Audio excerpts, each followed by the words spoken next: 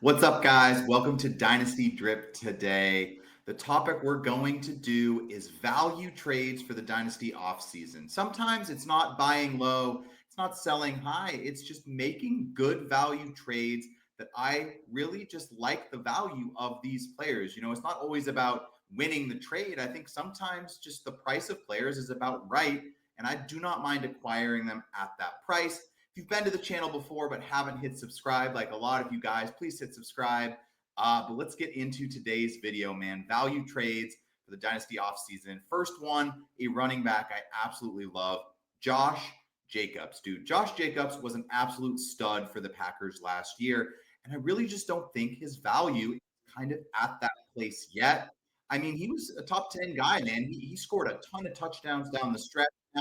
I would probably expect his TD numbers to progress a little bit, just because he had such an elite season last year. But for me, Josh Jacobs is almost an RB1, like Dynasty RB1, and if not, a very high end RB2 in Dynasty. And he's not as old as people think. He's still on an elite offense.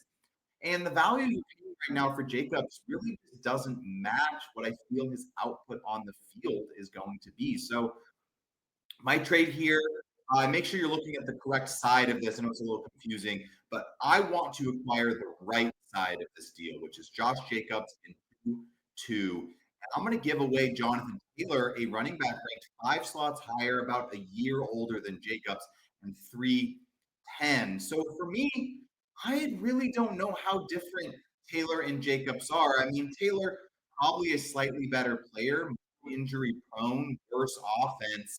Kind of seems to be leaning towards Jacobs in that sense. And if I can get a swap of the 3-10 for the 2-2, man, I might even get another potential elite running back all the way up at 2-2, or a wide receiver or tight end quarterback that slips down the ranks. So I think that is a trade that is crazy valuable. If you can do some sort of trade up with picks while swapping Jonathan Taylor and Josh Jacobs. Next one's going to be a wide receiver, really fallen down the ranks due to his age, but people forget he came into the league a lot older, missed the season with some unfortunate mental health stuff. Calvin Ridley, Ridley had an up and down season last year.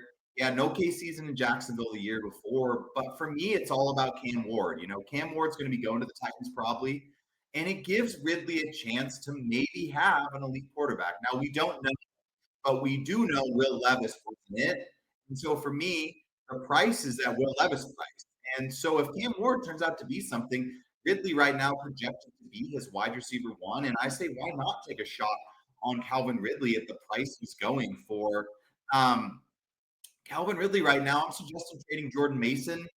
I mean, I like Mason. He's a fine bench running back, but I'm calling him a bench guy. He's a handcuff to Aaron Jones. And Calvin Ridley still, 30 years old, sure, but can he give you 2-3 years with a young quarterback in Cam Ward, maybe wide receiver 2, wide receiver 3 production potentially as the number 1 pass catcher on Tennessee? So I would pay that price for Ridley all day, man, and maybe get a pretty solid up and down flex player for my dynasty team. Next one, an older dude, man, Deebo Samuel going over to Washington. I don't know if I'm buying the hype, but I just think he's a little undervalued. He's going to be in a contract year, and I think he's going to be used very efficiently in Washington. Kingsbury led the league in some of those behind the line of scrimmage touches, and who's good at that stuff? Deebo Samuel, dude. So even though he's a little older, I think in PPR league, Deebo is going to get you 6 to 10 touches a game, and if he can break a couple, there really isn't much target competition besides Terry McLaurin at the moment. So I like Deebo, man. I think he could have a wide receiver 2, wide receiver 3 season, maybe resigns for a couple years or gets a deal and sticks around in the league for 2-3 more years. Why not? He's not costing you anything at this moment. I mean, my trade idea here that I'm talking about is handcuff Braylon Allen. I mean, maybe toss in some other bench player to get this done from your dynasty roster, but I'm really just not too concerned here. I don't know who want the Braylon Allen side of this. Maybe you go, maybe the Brees Hall guy has Deebo and you hit him up with Braylon Allen and see if he wants him. But the price for Deebo right now, I mean, maybe you can't get him for that, but I think it's worth a try. If his value is as depressed as KTC is insinuating, I think it's worth sending out the offer. Next one's going to be wide receiver on Casey, an elite offense of the NFL. Hollywood Brown, he did resign. He had a weird year last year. He worked into the offense a little bit at the end of the season. Curious to see how they use him. Still not too old. I mean, he's not super young, but you never really know. And, Worthy's a small guy. Rice coming off the injury, maybe a suspension. I think there's enough things where Hollywood can maybe work himself into a role that I'm at least curious and interested enough on adding Hollywood Brown. Trade idea I'm looking to do here for Hollywood is, can I swap Christian Watson for him? I mean, I understand it. A healthy Christian Watson I would want over Hollywood Brown. Are we ever going to get healthy Christian Watson?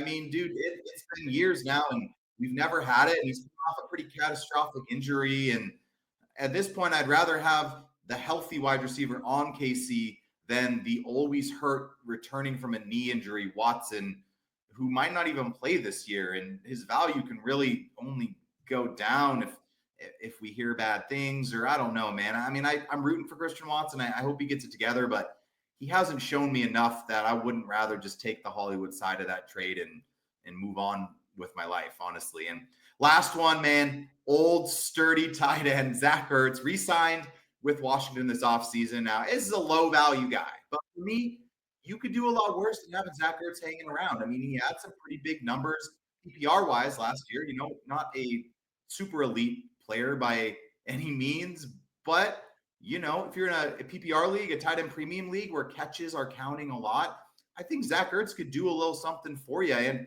the price he's going for now is almost free. Over here on QTC, dude, the guy is ranked all the way down at tight end 35. I'm willing to trade his wide receiver counterpart here on Washington, Luke McCaffrey. I mean, he's got the last name, but if he didn't see the field and then they brought in Deebo and they may draft a guy this year, I don't know. I just think McCaffrey's just going to fade away as a replacement level special teams kind of level player. So for me, I'm good on Luke McCaffrey. And if I'm looking for a little tight end depth, I think Zach Ertz is a guy who could get you some run and could get you some points on those bye weeks, which can be important. But thank you guys for checking out the channel. Value trades for the Dynasty offseason, something I think is a little more important than people give it credit for. It's not always about making these big splash deals. How can I accrue value onto my Dynasty team? If you haven't hit subscribe yet, please do like the video, comment below. Always let me know if you guys have any trade questions. Thank you for coming on the channel. Check out all the videos I've been doing over the past month, a bunch of good stuff, and I will catch you guys again for my next video. Peace, guys.